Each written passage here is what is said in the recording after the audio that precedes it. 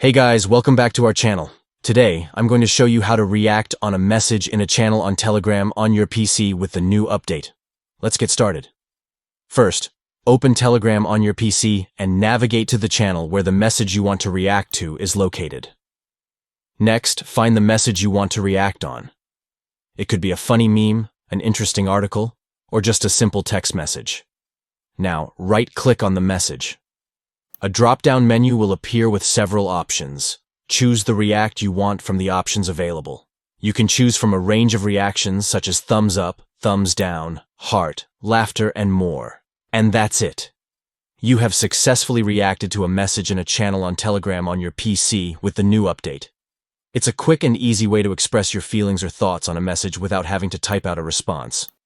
Thanks for watching, and don't forget to subscribe to our channel for more tutorials and tips on using Telegram. See you in the next video.